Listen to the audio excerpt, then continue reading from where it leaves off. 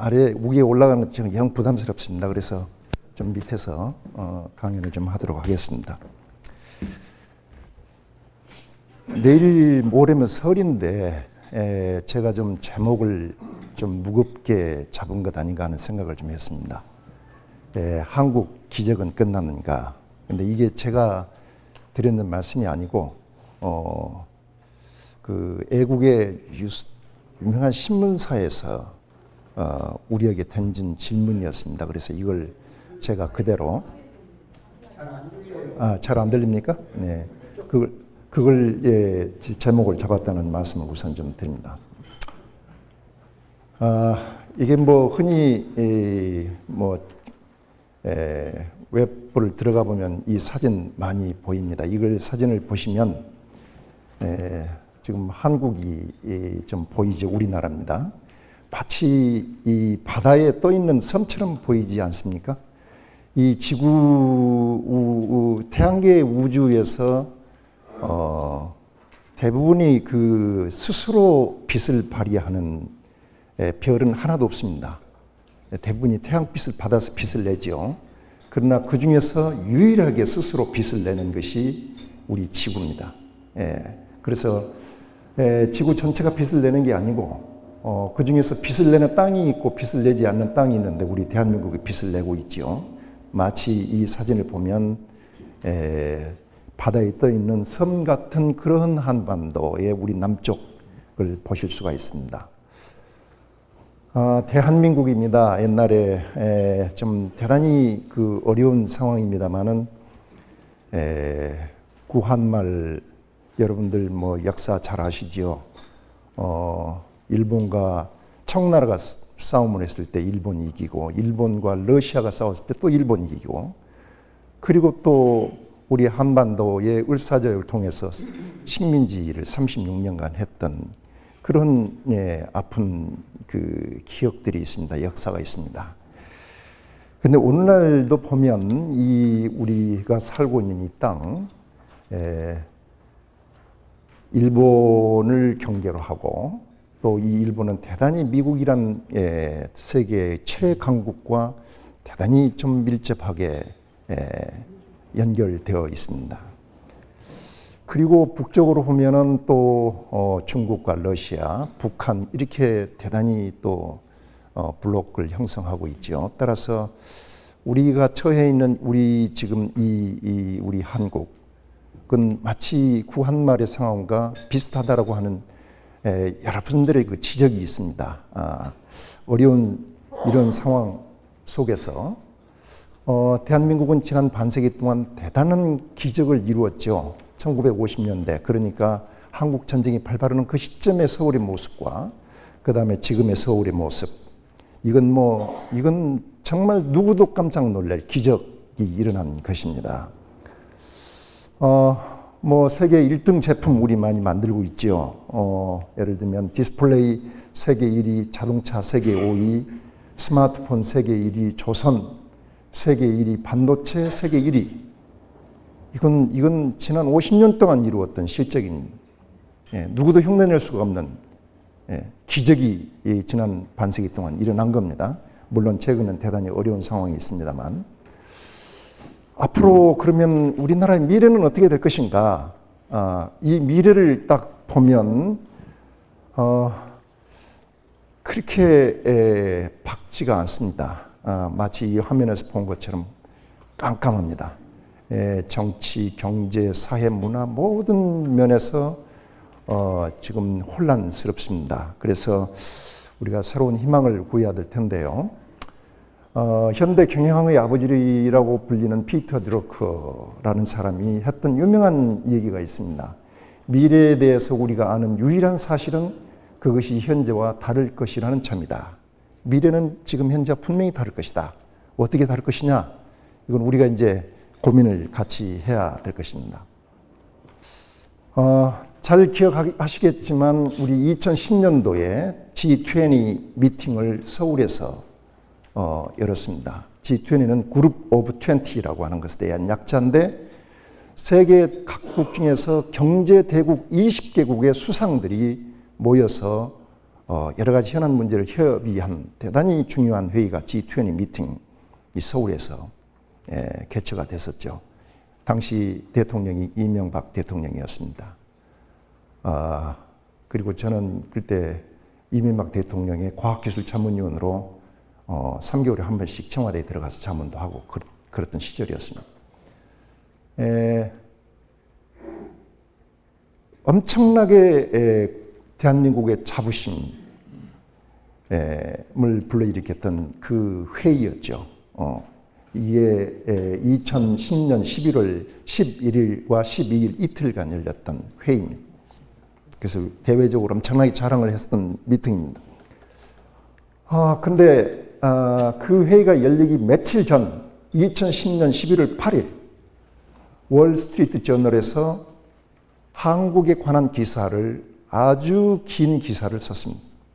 전체 기사를 다 소개는 드릴 수 없지만 그 중에 중요한 기사를 제가 좀 소개를 해드리자면 그때의 제목은 이렇습니다. The miracle is over. 기적은 끝났다. Now what? 이제 무엇을 해야 될 것인가? 그때 중요한 그 구절을 제가 다운을 받아서 그걸 번역을 해서 읽어드리자면 한국은 G20 의장국이 되었다. 이는 고무적인 일이지만 한편 이것은 이제 한국이 불편한 진실을 깨달아야 하는 것을 의미하기도 한다. 한국이 깜짝 놀랄 만한 성공적인 경제 발전 전략은 한국을 G20 의장국으로 만들 수까지는 있었지만 사실 여기까지가 한계이다. 그리고 그것을 새로운 전략으로 대체하는 것은 쉬운 일이 아닐 것이다. 한국은 농촌 경제를 산업 경제로 바꿈으로써 급성장하였다. 농경사회에서 산업사회로 대단히 성공적인 변화를 했지만 이러한 지속적인 변화를 지속하기 위해서는 무언가 영어에서 얘기했던 fundamental and difficult change. fundamental이 뭐입니까? 아주 근본적이고 그러나 대단히 어려운 변화를 시도하지 않으면 한국은 더 이상 발전할 수 없을 것이다 라고 하는 것이 월스트리트 저널의 지적사항이었습니다. 이걸 우리가 어떻게 받아들여야 됩니까? 우리 한국 지난 월드컵 유치했을 때 거리에 응원했던 붉은 악마의 모습들입니다. 엄청나게 많은 사람. 그때 이걸 보기 위해서 핀란드에 제가 가장 친한 친구의 가족들이 저희 집을 방문했습니다. 한국을 보고 깜짝 놀랐습니다. 이렇게 다이나믹하고 에너제틱한 국민들이 세계에 있을 수가 있느냐. 엄청난 이 에너지가 있었습니다. 거리에. 한편 보면 세계 인구 밀도 3위입니다. 1위가 어디죠? 벵글라데시, 2위가 타이완, 그리고 3위가 대한민국입니다. 엄청나게 많은 사람들이 이 좁은 땅에 살고 있죠. 지금 5,100만 명이 넘었습니다. 1960년대만 해도 인구의 분포도를 보면 피라미드형이었습니다.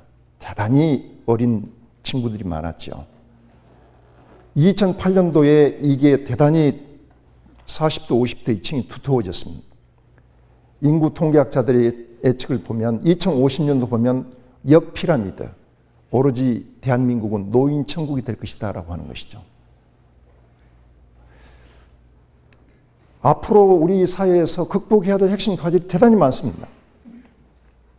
제가 우선 고민해서 정리한 내용이 이것입니다. 우선 첫째, 지난 50년 동안 250불에서 2만 불이라고 하는 국민소득의 성장, 지구상에서 가장 짧은 시간에 이룬 성장입니다. 근데 2만 불대에 머무르는 시간대가 가장 긴 나라가 대한민국입니다. 대부분의 선진국들은 쭉 올라가서 지금 3만 내지 4만 불까지 올라갔죠. 우리나라는 그들보다는 더 빠른 속도로 250불에서 2만 불대로 올라왔습니다. 그러나 2만 불대에 가장 오랫동안 정체하고 있는 나라가 대한민국입니다. 자, 그러면 어떻게 해서 3만 내지 4만 불로 올라갈 수가 있겠습니까?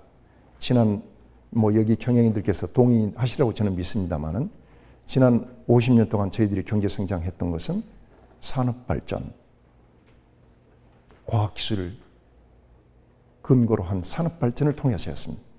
그러면 3만 4만 불을 가기 위해서는 세계에서 최고가고 세계에서 최초이고 어느 누구도 흉내낼 수 없는 과학기술이 이 땅에 있어야 그게 가능한 겁니다. 과학기술입니다. 저출산 고령화 시대, 이거 대단히 중요한 우리들의 숙제입니다. 극복하기가 대단히 어렵습니다. 고급 우수 인력들이 계속 우리가 뒷받침돼야 되는데 출산율이 낮기 때문에 그런 것을 확보하는 데 대단히 어려움이 많습니다. 사회안전망 구축, 여러분 일자리 양극화 현상, 소득, 교육, 고용, 복지, 세대, 계층, 지역 이념 여러 분야에서 양극화가 일어나고 있습니다. 문화 붕괴 현상도 대단히 많습니다. 자살, 이혼, 학교 폭력, 성범죄. 매일 있나면 저희들이 뉴스에 접하는 것이 이런 문제들입니다. 이게 우리 사회가 극복해야 될 문제입니다.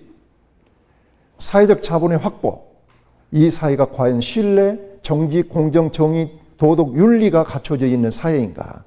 진정한 3, 4만 불의 선진국이 되기 위해서는 우리가 극복해야 될 이 과제가 이러한 것들 아닌가 저는 생각합니다.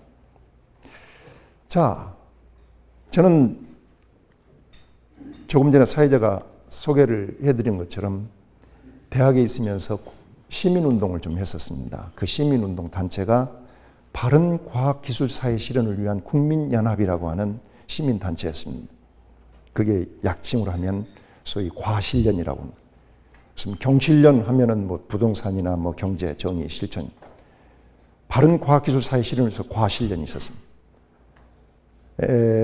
이 과실련에서 저기 월스트리트 저널을 딱 받아본 순간, 자, 이 우리나라가 앞으로 더 이상 발전하고 fundamental and difficult change를 하기 위해서는 무엇인가 우리 시민단체가 연구를 해서 차기 맞이할 정부에게 어떤 아이디어를 제공을 해야 되겠다. 그래서 우리 자체 연구를 좀 하자.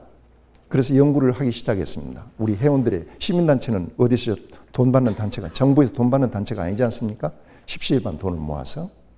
그래서 이명박 대통령 시절에 차기 정부에서 수행해야 될 국정과제와 그 다음에 정부 조직 어떻게 해야 우리나라가 발전할 수 있는 것인지에 대한 연구를 하기 시작했죠. 그래서 이 보고서의 타이틀이 2013년도 차기 정부를 위한 국정과제 및 정부 조직 제안. 그리고 그때 제가 발간서를 썼는데 그때 발간서의 제목이 생존의 여건 지식창조사회의 실현이다. 그 다음에 여기 보면 부제로 지식창조사회의 실현을 위하여 지금 농경사회에서 산업사회, 사회사회를 지나서 그 다음에 펀더멘탈 디피컬트 체인지를 하기 위한 새로운 사회는 지식창조사회다라고 그 내용을 간단하게 소개를 드리자면, 그 연구의 내용을 간단히 소개를 드리자면, 우리 사회가 농경사회, 산업사회를 대단히 성공적으로 지금까지 이루어 왔습니다. 뭐 신발이나 섬유를 만들었던 경공업 시대, 그 다음에 철강, 조선 자동차를 중심으로 한 중공업 시대, 그 다음에 반도체, 핸드폰, 디스플레이를 통한 정보통신 산업, 대단히 산업사회가 성공적으로 이루어졌고, 이를 통해서 250%에서 2만 불 시대까지 저리 진입을 한 것이죠. 이제 지식창조 사회가 우리가 들어와야 되는데 앞으로는 어떤 산업을 일궈야 될 것이냐라고 하는 이제 얘기를 좀 한 겁니다. 자, 산업사회의 특징을 보면 산업화를 통한 경제 발전, 그 다음에 그때의 핵심 요소는 자본과 노동이었습니다. 그리고 수직적 폐쇄형 혁신을 이루어서 산업사회를 성공적으로 이끌었습니다. 정부가 주도적으로 중앙 집중 체제를 통해서 산업사회를 이끌어왔죠. 그 다음에 대기업 주도의 경제, 앞으로 맞이할 우리 지식 창조 사회는 양극화를 해소하고 삶의 질을 향상하는 방향으로 국정 방향이 이루어져야 된다. 그리고 그때의 핵심 요소는 지식과 기술이다. 그 다음에 수직적이 아닌 수평적 개방형 혁신을 이루어져. 그 다음에 전문가 중심, 정부 중심이 아니고 전문가 중심의 자율 및 분권화 체제를 도입해야 된다. 그리고 중소 및 벤처기업의 참여를 확대시켜야 된다라고 하는 얘기를 한 거죠. 그래서 과거 산업사회에서 모방을 중심으로 해서 주로 산업을 이루어왔다면 그것은 융합과 창조를 통해서 새로운 산업을 일구는 그러한 시대로 들어가야 되는데, 그러기 위해서는 완전하게 패러다임을 바꾸는 그런 것이 필요하다. 그런 것이 대단히 어려운 일이겠죠. 자, 그래서 그걸 위한 지식창조 사회를 위한 7대 국정과제로 일자리 창출을 위한 생태계 조성, 삶의 질 향상을 위한 과학기술의 역할 강화, 지역 활성화를 위한 인프라 구축, 새로운 디지털 생태계 구축, 효과적 지식재산 체계 구축, 과학기술을 통한 미래 경쟁력 창출, 창의적 인재 양성 체제 확립, 이런 것들이 전부 다 선순환 구조로 작동이 됐을 때 우리나라는 3, 4문물의 선진국으로 진입할 수 있을 것이다 라고 하는 얘기를 했던 것입니다. 자, 역사를 바꾼 산업혁명 보면 1차 혁명, 2차 혁명, 3차 산업혁명이 있다고들 얘기를 하고 있습니다. 1차 산업혁명은 소위 기계적 생산, 소위 스팀 파워 에너지를 개발했다. 그래서 영국이 산업혁명의 주자로 세계 최강국으로 태어난 것이 1차 산업혁명. 2차 산업혁명은 소위 무엇입니까? 매스 프로덕션, 대량 생산이 가능하고 그 다음에 일렉트릭 에너지, 전기 에너지를 만들 수 있는 그때를 2차 산업혁명. 3차 산업혁명은 일렉트로닉스, 전자, IT 이것이 또 세상을 바꿨죠. 그래서 1차, 3차, 1차, 2차, 3차 산업혁명을 구분하고 있습니다. 우선 예를 들어보면 최초로 산업혁명을 일으킨 나라가 영국이죠. 영국의 면적은 24만 제곱킬로미터, 그 다음에 한반도가 22만, 한반도 남북 한합에서 비슷한 땅의 넓이를 가지고 있습니다. 이 산업혁명을 통해서 이 조그마한 이 땅덩어리, 우리나라 한반도 같은 땅덩어리가 세계의 4분의 1을 지배를 했습니다. 미국, 캐나다, 호주 전부 다 영국에서 지배한 땅이죠. 지금도 물론 그 영향력은 계속되고 있습니다. 여러분 즐겨 하시는 운동이 무엇입니까? 축구, 테니스, 여러분들 즐겨 하시는 골프, 이 운동의 기원, 출발지가 어디입니까? 전부 다 영국입니다. 월드컵은 여러분들 아시는 것처럼 세계 각국에서 한 나라에서 한 팀만 출전합니다. 그런데 영국은 세 팀이 출전합니다. 한 나라에서. 왜? 축구의 출발지니까. 그 다음에 이 테니스, 비슷한 운동 영국에서 출발했죠. 이 스코틀랜드에서는 양치기, 돌멩이 가지고 노는 운동이 오늘날 골프가 됐다. 이게 영국의 운동이 세계 운동으로 된 것은 산업혁명의 결과입니다. 뿐만 아닙니다. 여러분들 언어 어떻습니까? 지금 명동의 거리입니다. 모든 간판이 영어로 되어 있습니다. 인터넷 들어가면 모든 것이 영어로 작동이 됩니다. 문화, 오페라, 재즈, 이게 전부 다 어디 문화입니까? 우리 한국의 문화가 아닙니다. 이건 영국의 문화입니다. 그 다음에 우리가 입고 있는 이 의상, 여러분들께서 입고 있는 의상, 이 양복, 신사복이 어디의 패션입니까? 영국의 패션입니다. 이게 언어, 문화, 의상 모든 것을 세계를 지배하고 있는 것이 결국은 산업혁명의 결과이죠. 자, 그래서 이 산업혁명의 편승 여부를 국가의 나라의 주인이 결정을 하는데 이 일본은 잽싸게 이 서구의 산업혁명에 편승을 했습니다. 그래서 우리나라는 그걸 외면했습니다. 자, 그 결과 어떻게 됐습니까? 우리 조선하고 일본하고 전쟁을 일었을 때 이 일본은 무라타 소총과 스나이더 소총을 가지고 싸움을 했고 우리 동학농민군은 화승총으로 또는 죽창으로 전쟁을 했습니다. 화승총은 무엇입니까? 화약을 한번 넣어가지고 팡 쏘고 그 다음에 화약을 넣어서 팡 쏘는 것입니다. 일본의 이 총은 한 번에 5발까지도 쏠 수 있는 그런 총이었습니다. 기록에 의하면 우리 조선의 군인이 300명이 죽으면 일본 국민인 1명 정도 죽는다고 나와 있어요. 이건 게임이 안 되는 거예요. 어떤 결과 때문에 그렇습니까? 산업혁명 편승 여부에 의해서 그런 결과를 가지고 오게 된 것이죠. 그 결과 1935년대 일본의 여성들은 대단히 그룹 토의를 하면서 공부를 열심히 하고 있는 여성들의 모습입니다.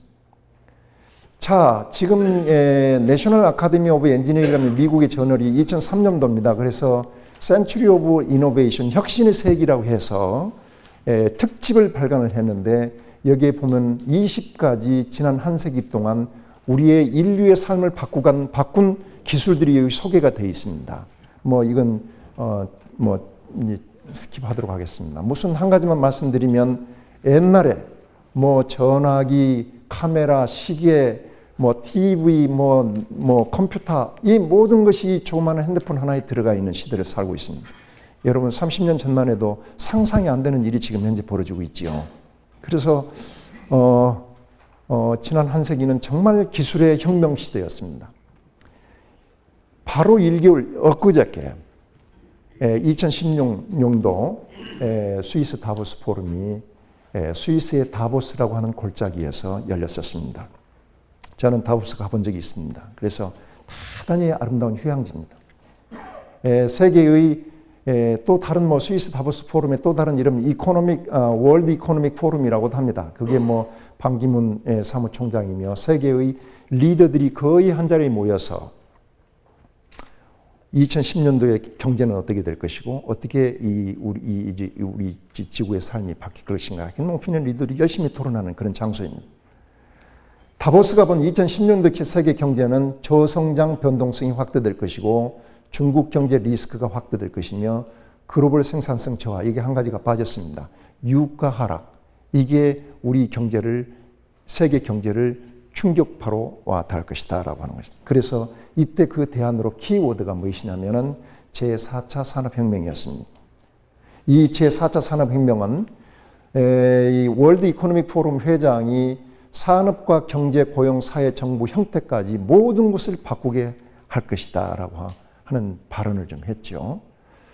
그러면 제4차 산업혁명은 어떤 것이 4차 산업혁명입니까? 지금 서서히 접근하고 있습니다. 인류 역사상 가장 거대한 변혁을 이루게 할 것이다. 사물 인터넷, 인터넷 오브 띵이라고 하는 IoT죠. 인공지능 로봇, 빅데이터, 3차원 프린터, 자율주행 자동차, 생명과학 등 상상할 수 없는 과학기술이 발전이 돼서 우리들한테 접근할 겁니다. 예를 들면, 이제 전혀 운전대 잡지 않고 운전한다든지, 3D 프린트를 이용해서 우리의 신체 일부까지 전부 다 만들어서 이제 대체를 한다라든지, 여러분들 이제 그 DNA를 가위질로 해가지고 불필요한 것을 잘라내고 연결하는 그런 어떤 기술이라든지, 또는 이걸 로봇 산업 대단히 지금 앞으로 심각한 문제입니다. 이 로봇은 앞으로 아마 10년 가까운 시일 내에 저 앞에서 걸어온 사람이 과연 로봇인지 사람인지 구분하지 못하는 그런 시대가 저는 조만간 온다고 봅니다. 그래서 지금 선진국을 중심으로 로봇 윤리 규정을 준비하고 있습니다. 로봇 윤리 규정이라는 것은 로봇을 만드는 회사에서 로봇이 해야 될 일과 하지 않아야 될 일, 이걸 분명히 윤리적으로 규정을 해야 된다. 그렇지 않으면 로봇이 사람과 똑같은 역할을 하게 될 것이다. 그러면 문제가 대단히 심각한 상황이 되는 거죠. 그래서 지금 미래에 우리가 조만간에 맞이할 미래는 엄청난 예측이 안 된 새로운 시대. 그래서 한국은 제2차, 3차 산업혁명 과정을 단기간 벤치마킹하는 데 성공했습니다. 그러나 이를 뒷받침하는 기초 과학기술은 절대 부실한 문제입니다. 4차 산업혁명은 선진국을 중심으로 해서 지금 활발하게 진전이 되고 있습니다. 변하고 있습니다. 그런데 우리 대한민국은 지금 머뭇거리고 있는 이제 현실이죠. 우리나라에서 산업혁명의 성공 요건은 저는 교육계획과 노동시장의 유연성에 있다라고 저는 그렇게 생각합니다. 더더욱이 노동시장 유연성에 대해서는 제가 전문가가 아니니까 여기서 언급할 수는 없습니다. 그러나 제가 교육 현장에 오랫동안 있었기 때문에 우리 현실에서 느끼고 있는 우리나라의 교육의 현장은 정말 문제가 많습니다. 참 이해가 안 되는 것이 오바마 대통령이 한국의 교육을 배우라고 하는 것을 늘상 얘기하는데 뭘 배우자고 하는 것인지 잘 모르겠어요. 그런데 이 그림 대단히 중요한 그림입니다. 이제 이게 경제 성장 축인데요. 농경 사회의 그래프가 있고 산업 사회의 그래프가 있고 지식 창조 사회의 그래프가 있습니다. 경제 성장이 얼마만큼은 농경 사회에서 이루어질 수 있지만 그 이상 발전할 수가 없습니다. 그래서 산업혁명을 통해서 산업사회에 들어오면 새로운 점프를 하게 되는 것이죠. 그래서 경제성장이 확실히 달라집니다. 지금 현재도 농경사회, 동남아시아에서 가장 과학기술과 민주주의가 도입해서 발달된 나라가 어디냐면 필리핀이었습니다. 그런데 지금 현재는 거기서도 산업사에 진입하지 못하고 농경사회가 계속되고 있는 거죠. 그래서 그들의 경제는 형편이 없습니다. 한때 우리나라의 장충체육관, 을지로에 있는 국회의사당 필리핀 기술자가 설계하고 지어졌습니다. 그 나라가 지금 현재도 산업사에 진입을 못하고 농경사회 그대로 유지가 되는 거죠. 우리나라의 경우에는 산업사에 진입됨으로 인해서 비로소 경제성장을 이룰 수가 있었습니다. 자, 이제 산업사회 끝나고 지식창조사회로 들어갑니다. 4차 산업혁명이 이루어집니다. 이 4차 산업혁명에 편입이 되면 다시 점프하는 것이고 산업사회 그대로 머물러 있으면 여기에 정체되어 있는 것이죠. 따라서 우리가 희망과 절망의 분기점이 바로 여기입니다. 그리고 앞으로 다가올 새로운 분기점이 저기입니다. 우리 대한민국이 4차 산업혁명에 편승할 것이냐 못하느냐에 따라서 희망과 절망의 갈림길이 거기에 있다는 얘기죠. 자, 이게 대단히 그 효자들은 이제 그 펭귄이 부화를 해가지고 새끼 펭귄들이 이제 육지에서 바다로 뛰어듭니다. 무섭습니다, 바다가. 파도가 치고 그러니까. 그때 제일로 먼저 뛰어든 펭귄을 우리가 퍼스트 펭귄이라고 합니다. 이 퍼스트 펭귄이 되기 위해서는 엄청나게 용기가 필요합니다. 주저주저 하고 있는 중에서 제일 먼저 뛰어드는, 그래서 뒤따라가는 펭귄들이 주르르 내려가는 것이죠. 자, 그래서 지금 현재 우리가 정체에 있지 않고 더 크기 위해서는 이 두려움, 이 성장통을 극복하고 바다로 뛰어들어야 됩니다. 바다는 미지의 세계입니다. 펭귄으로 봐서는 생전 처음, 태어나서 처음으로 들어가는 바닷속이지요. 앞으로 4차 산업혁명 속으로 들어가는 모습이 바로 이 상황 아닌가 저는 그렇게 생각합니다. 여러분들 이게 줄탁동시라고 하는 얘기를 자주 들으셨을 겁니다. 줄탁동시는 주로 불가에서 쓰는 용어입니다. 그러니까 제자를 맞이했을 때 어떻게 깨우침을 일으키는 그 과정을 우리가 줄탁동시에 비유해서 이 얘기를 좀 하고 있는데, 줄탁동시라는 것은 이 두꺼운 달걀 속에 병아리가 어미닭이 품고 있으면 21일 만에 세상을 나오게 되죠. 그래서 그 나오는 과정을 쓴 것이 줄탁동시입니다. 21일 동안 보면 병아리가 안에서 이제 생명이 탄생이 되는 거죠. 그래서 21일째쯤 되면 그 두꺼운 그 알을 깨기 위해서 안에서 병아리가 막 그 연한 주덩어리로 그 벽을 깨기 위해서 딱딱딱 깹니다. 그게 줄입니다, 줄. 그러면 어미닭이 딱 그 한 개만 안고 있는 게 아니죠. 한 20개, 열 몇 개씩 달걀을 품고 있다가 어느 달걀에서 그 나오려고 몸부림치는 병아리에 딱딱딱 하는 소리를 듣습니다. 그리고 이 알이 지금 나오려고 그러구나. 그래서 그 두꺼운 부리로 밖에서 착 깨주는 것이 탁입니다. 그것이 거의 동시에 이루어집니다. 이게 바로 줄탁동시입니다. 그래서 이 두꺼운 달걀의 벽을 깨고 병아리가 세계를 보는 것이죠. 깨우침이 있는 겁니다. 우리의 교육의 현실은 어떻습니까?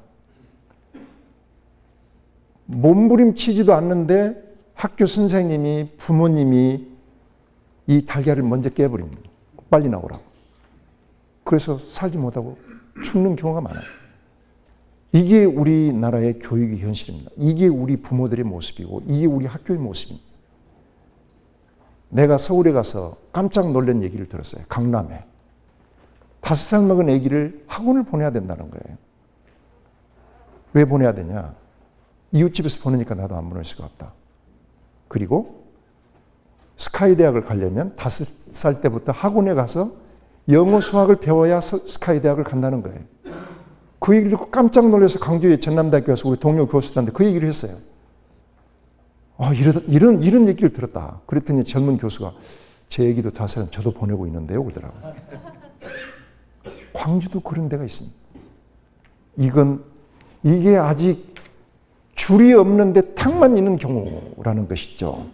자, 이게 바로 1950년대 독일의 한 저널에서 잡지의 특집으로 한국을 실었습니다.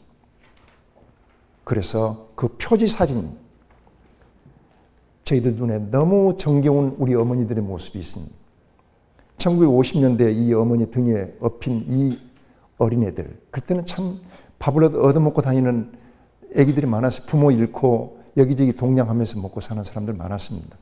예. 대단히 친숙한 사진들이죠. 여기에 있는 이 사람들이 지난 50년 동안 우리나라 이렇게 만든 겁니다. 그러면 이 어머니가 이 애기들을 어떻게 키웠습니까? 스스로 크게 놔둔 겁니다. 어쩔 수 없이 그런 것도 많죠. 먹고 살기 힘드니까. 오늘날 어느 사진, 어느 신문에서 봄나들이 하는 부모의 사진을 신문에 이렇게 게재를 했습니다. 제가 얼른 스크랩에서 이걸 파워포인트를 만들었어요. 혹시 내 애기 잊어버릴까 끈을 달고 공원 나들이를 하는 겁니다. 여러분들 이 어머니가 이 애기의 이 끈을 언제 놓을 것 같습니까? 아마 초등학교 가면 틀림없이 놓을 것 같죠? 천만의 말씀 못 놓습니다. 중학교 지나가면 놓을까요? 못 놓습니다. 고등학교? 못 놓습니다. 대학교? 여러분 대학교 그 큰 애기들이 쟤들 면접시험 보러 대학교에 들어옵니다. 그런데 밖에서 기도하면서 떨면서 그 추운 겨울 밖에서 서성거리는 부모님들 많이 봅니다. 아직도 그 끈을 못 놓습니다. 그러면 대학교 졸업하고 결혼하고 그러면 끈을 놓습니까? 평생 이 끈을 못 놓고 사는 부모들이 있어요. 저는 저한테 상담을 학부모님들은 여러분들한테 그런 얘기를 합니다. 이 아기를 정말 강한 훌륭한 아기를 자식을 만들려면 이 끈을 가급적 빨리 과감해 놓아라. 모든 것을 간섭하는 부모님들. 학교에 그만 놔두지 않습니다. 예. 학교가 스스로 무엇을 할 수가 없어요. 예. 그래서 교육 현장이 망가지고 있습니다. 내가 서울에서 들었던 얘기입니다. 강남에서 고등학교 3학년 학교 앞에 학부모들이 오후 2시만 되면 학생 내보내달라고 그런대요. 오후 2시 이후까지 학생들을 학교에 잡아놓으면 당신들이 우리 애기들 책임지려고 그러느냐. 책임 못 질 것 같으면 빨리 내보내라. 그래가지고 그 애기도 데리고 학원으로 데리고 간다는 거예요. 대학교를 지나가기 위해서. 이렇게 공교육이 망가지고 있습니다. 누구 탓입니까? 전부 다 학부모 탓입니다. 제가 대학교에 제가 이 그린 그래프입니다. 대학교에서 학생들의 모습을 보면 제가 세 가지 유형으로 분리됩니다. 하나는 대학교 입학할 때부터 대단히 꾸준하게 자기 목표를 성취하기 위해서 노력하는 친구가 있고요. 그 다음에 B형은 1학년 때 조금 공부를 하려다가 그냥 사정없이 나락으로 떨어지는 학생이 있는가 하면 입학할 때 모든 책은 그냥 쓰레기통에 버려버리고 대학교 주변에서 술집을 돌아다니면서 놀다가 군대를 갔다 오고 난 다음에 정신 차리고 다시 공부를 시작하는 세 부류의 학생들이 있습니다.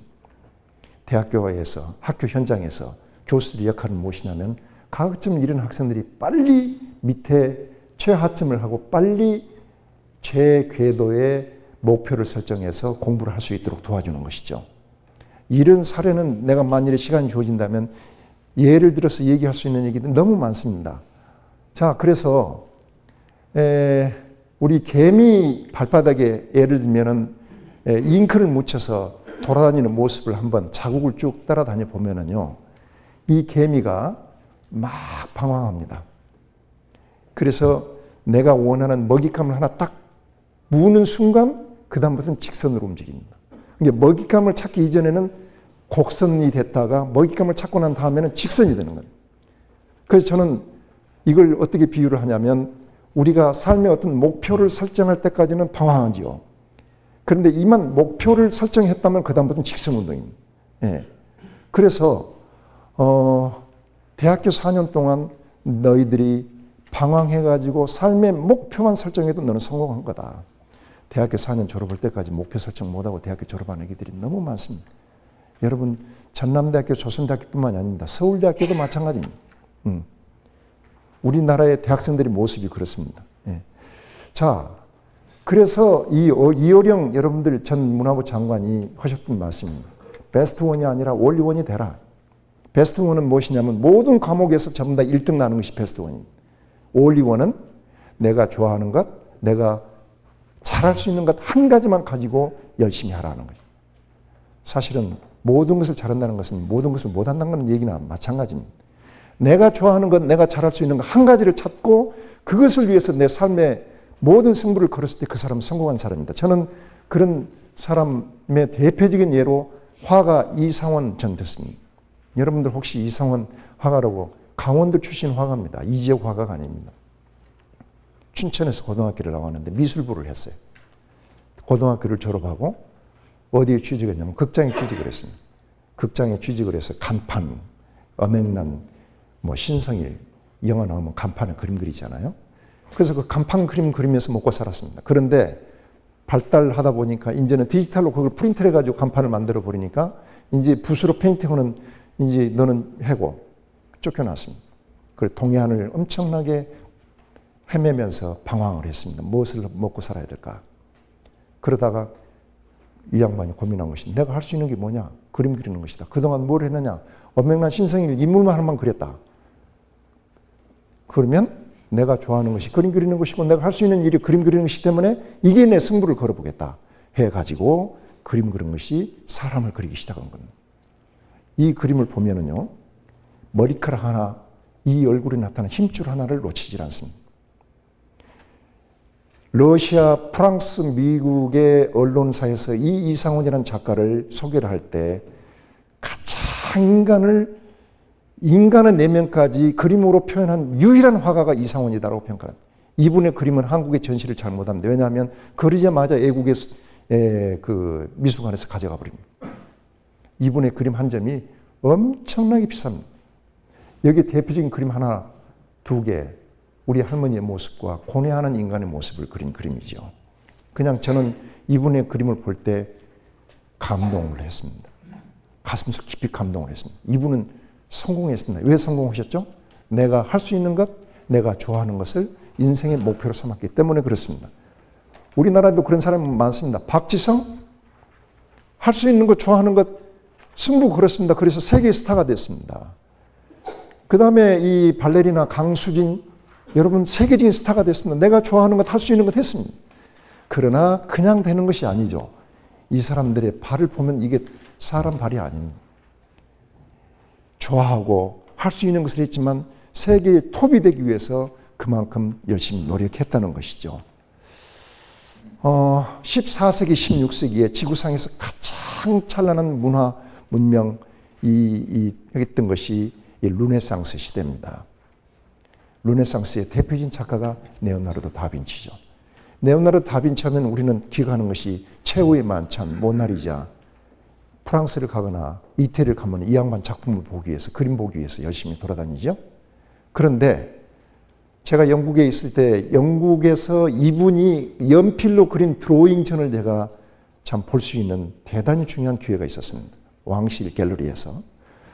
이분이 보면은요, 자전거 드로잉, 지금 현재 자전거 비슷하잖아요. 14세기 이 양반이 연필로 그린 그림입니다. 그 다음에 비행기, 그 다음에 엔진, 부속품, 그 다음에 건축물 디자인, 식물 도감, 어머니 뱃속에 있는 태아의 그림, 인간의 뼈 골격, 이 그림을 보면 이 사람은 누굽니까? 화가가 아닙니다. 과학자입니다. 이분. 융합 인간입니다. 이분이 예술뿐만 아니라 과학기술까지도 전부 다 많은 지식을 머릿속에 담고 있는 융합 인간이다. 오늘날 우리나라가 제4차 산업혁명에 진입하기 위해서는 이러한 인간을 우리가 교육 현장에서 많이 교육시켜야지요.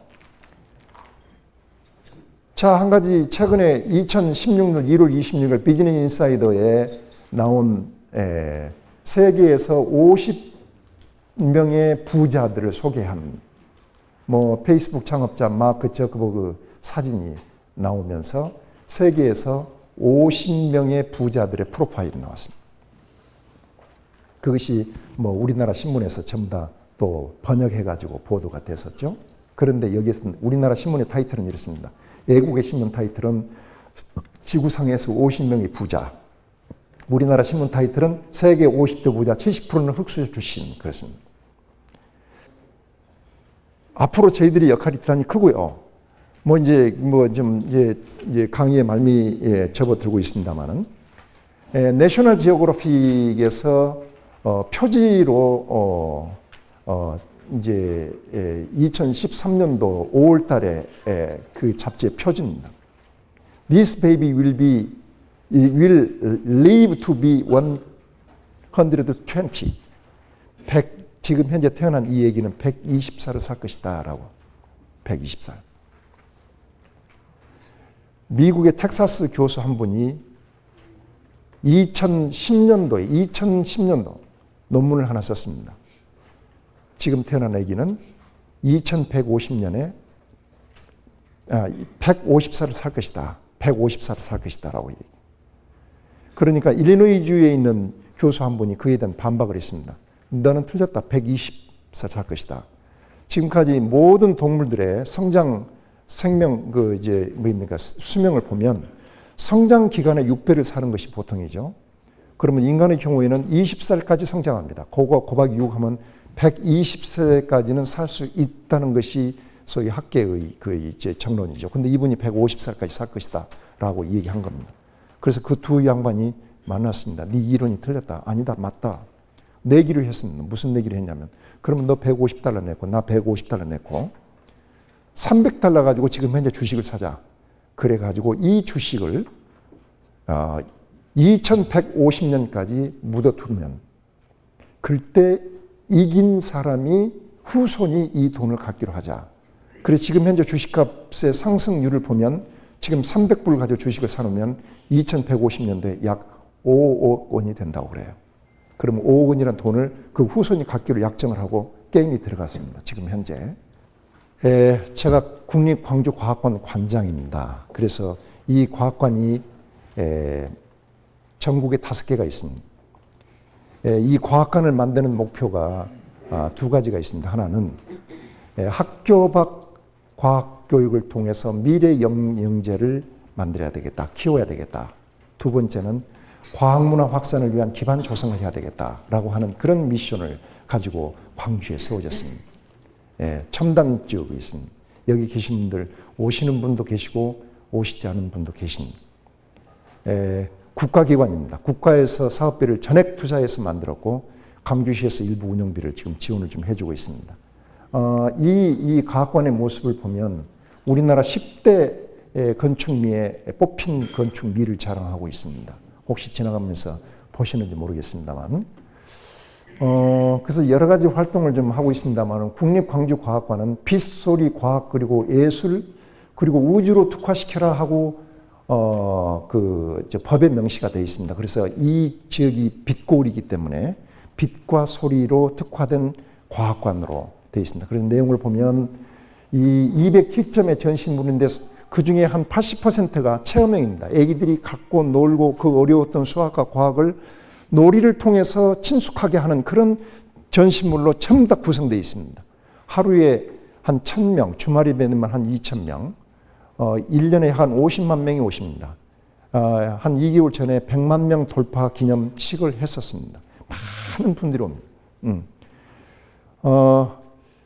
그래서 이 국립광주과학관이 정부에서 그렇게 얘기를 하시더라고요. 전라남북도, 광주, 제주도까지 아우르는 그런 역할을 좀 해달라 그런 얘기입니다. 그래서 제가 이제 미래부 장관한테 임명장을 받을 때 광주의 현안이 무엇인가 하고 내가 직원들한테 받았더니 2가지를 얘기를 하더라고요. 하나는 교육 숙박동이 필요합니다. 그다음 또 하나는 다른 지역의 과학관과 차별화된 대표 전시물이 필요합니다. 그래서 장관의 임명장 주십시오 그랬죠. 임명장만 주시지 말고 선물도 좀 주십시오. 선물 주라는 얘기는 처음 들었다는 얘기를 하시더라고요. 뭐가 필요하십니까? 그리고 2가지 얘기를 했습니다. 우리나라 섬이 3,000개가 넘습니다. 그중에 사람이 사는 섬이 495개입니다. 그중에 60%가 전남 해안 지역에 분포되어 있습니다. 자, 이 좋은 이 시설을 만들어 놓고 광주 국립광주과학관에 오시는 손님들을 보니까 75%가 광주 시민이고 5%가 전라북도고 20%가 전라남도다. 대부분이 광주 시민들, 광주시 어린이들이 많이 오는데 이 중요한 시설에 광주시에 사는 학생들만 오는 시설로 하는 것이 국가가 과연 해야 될 일이냐. 도서 벽지에 사는 학생들은 우리 학생들 아니냐. 이 학생들이 우리 광주과학관에 오기 위해서는 배를 타고 버스를 타는데 하루 걸린다. 차지 않고는 할 수가 없다. 그래서 교육 숙박동을 지어주십사. 그랬더니 장관이 알겠다. 이 정도만 답변을 했어요. 그래서 물어봤더니 제가 7월 18일 날 임명이 됐거든요. 7월 18일 미래부 예산이 어떻게 되냐 그랬더니 기재부에 넘어가 버렸대요. 그 기재부 예산실장 담당관 전날 만났어요. 그랬더니 예산, 그랬더니 이 국회로 넘어가 버렸대요. 국회에서 지금 심의하고 있다는, 이미 우리 선을 떠나버린 거다. 그래서 이 지역의 국회의원들 다 거명하지 않겠습니다. 다 합심해서 노력해 주십시오. 미래부 장관, 지경부 장관한테 국립광주과학관의 교육숙박동 대표 전심이 필요한데 당신 어떻게 생각해요? 장관들이 예, 저도 동감입니다. 그래가지고 없는 꼭지인데 국립광주과학관의 교육숙박동 지으라고 꼭지를 만들어서 60억 예산이 반영이 됐습니다. 그 다음에 교육숙박동 지으라고 10억이 반영이 됐어요. 고맙습니다. 그래서 금년도에 아마 착공이 됩니다. 그런데 교육숙박동을 지으려고 보니까, 이제 대표 전시물을 지으려고 보니까 10억 가지고 택도 없더라고요. 그래서 또 이제 기업체를 찾아다니기 시작했죠. 그래서 우리 국가기관의 그 한수원이라고 하는 영광의 뭐 원자력 발전소도 운영하는 한수원이 있지 않습니까? 한수원에다 이 얘기를 했습니다.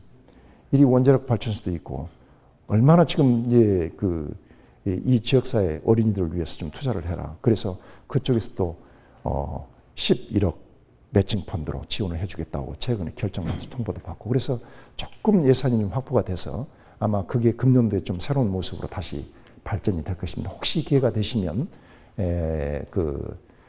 좀 들려주시고요.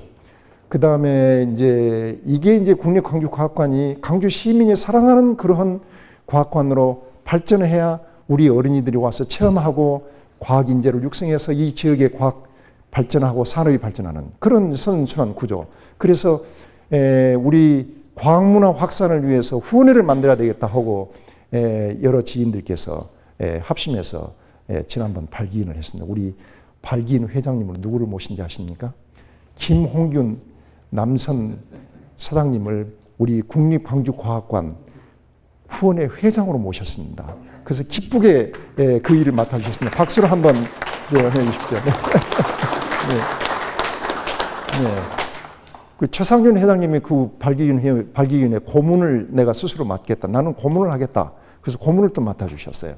그래서 아마 박수 한번 쳐주시죠. 고맙습니다. 네, 그래서 아마 지금 현재 모습보다도 새로운 모습으로 거듭날 것이라고 저는 생각합니다.